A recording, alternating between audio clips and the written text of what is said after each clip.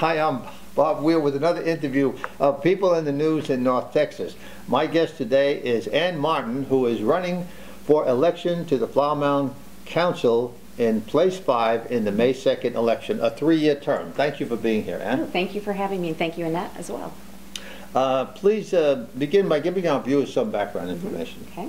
So my family and I moved here to Flower Mound in 1997 for a job opportunity.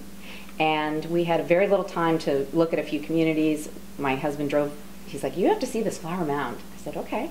We drove here, quickly knew it was a great place to live, decided this would be it, and so that's where we settled. We came from the Northeast, and quickly saw that Texas had a really great job opportunity for both of us, as it turned out.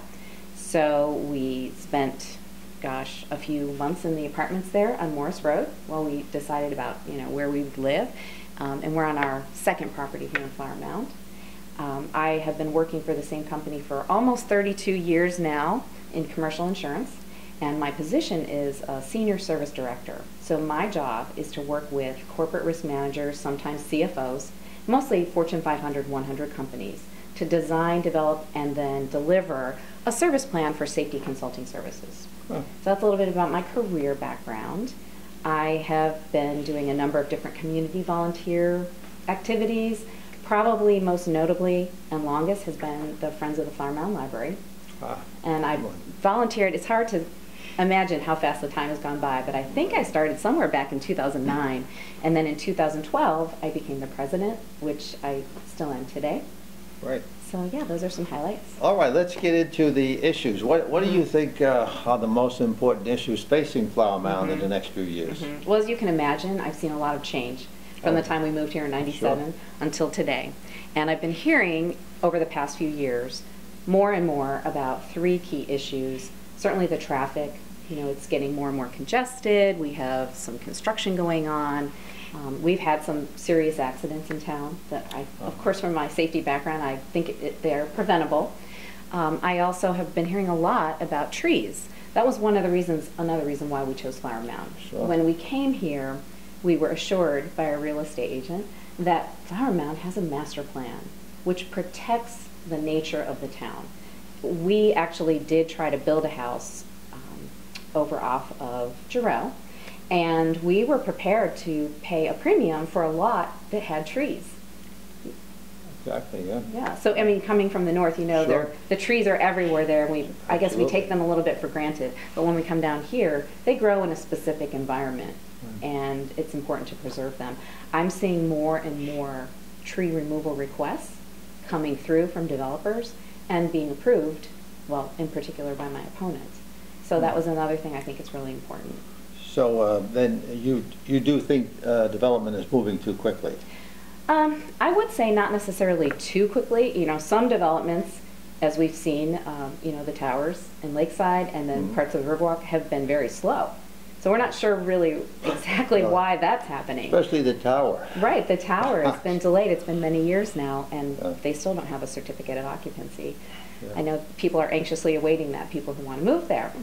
So, but on the development side, I think what's happening is we're chipping away at that master plan, amendment by amendment. So it may not necessarily be the pace, but it's the character of what is being allowed to come in that really doesn't match the promise of the master plan. Let me move on to something that the residents often complain about, and that is traffic jams. Yes. What can be done about it? Okay. So I understand that right now we do have some technology that will synchronize the lights to allow, for instance, during rush hours, a smoother flow of traffic.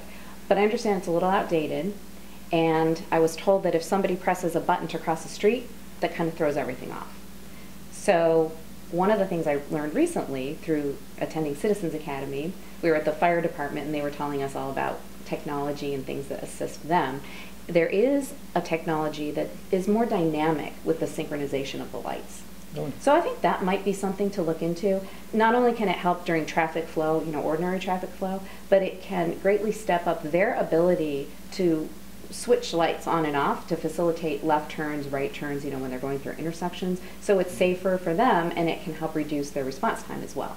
So that sounds like a good thing to investigate. I would say so, yeah. Anything that helps to move the traffic, because people on the roads, that's one of the biggest beefs that people have, being able to travel around. And we can remember when it was easy to travel around, and that's changed a lot. It has. Speaking of change, has the quality of life changed in the last 2 decades that you've been here? It's definitely changed. So there are some things that I really enjoy. I love having more than one grocery store as an option. You know, we can go to more than one restaurant in town. It's very nice options as far as that when you want to stay at home, keep your tax dollars at home too. But I think sometimes, certainly the traffic has changed. And then this clear cutting of trees that's been going on in different parts of town, that changes the quality of life. It changes the character of our town and what we're known for. You know, our town logo is a very prominent, beautiful specimen tree and a horse, and Dallas way off in the distance. So, yes, it has changed. We've seen that change a lot, sure. Did you agree with the rejection of the TERS for Lakeside, by the way? So a TERS, a tax investment reinvestment zone, is a tool that's typically used in maybe a depressed area, you know, different municipalities, and it's meant to kind of invigorate an area that has some issues and some challenges. So I don't know that even a TERS district was the appropriate tool to be using when that's clearly not a depressed area. It's a beautiful area and it's very, you know, up and coming, a lot of amenities. So I would say that I did disagree with that. The thing that the TERS also does is it creates a mechanism where the tax dollars earned within that district can only stay and be used within that district.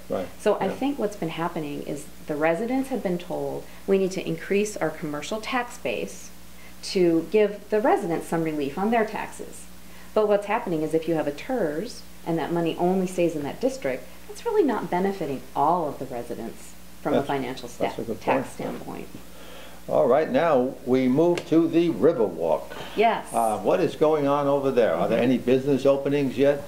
Well, if you look at the whole Riverwalk district, people say that that does include the hospital and include some of the restaurants that are, you know, more south toward 1171. But if you think about the heart of the Riverwalk, where the actual river is, I haven't seen much progress. I see shells of buildings. They don't even have windows. I think the chapel is getting ready. You know, they're kind of ramping that up a little bit. But in a long story short, I think it's not really developed the way we thought it would. How long have those shells been there? Oh my gosh. Months. I'm sure months. Okay. Perhaps more than that. Yeah. Tell us about the preservation of the cross timbers protection area. So if you look at a map of Flower Mound, I'll kind of go this way. So the east would be over here, and the far west, where we intersect with 35W, is over here. And the Cross Timbers Conservation District is kind of in the middle. And it, I don't know, you've probably been there many times. It has some very beautiful rolling hills, it has trees. It's very rural and beautiful, and it's really the heart of Flower Mound, I think.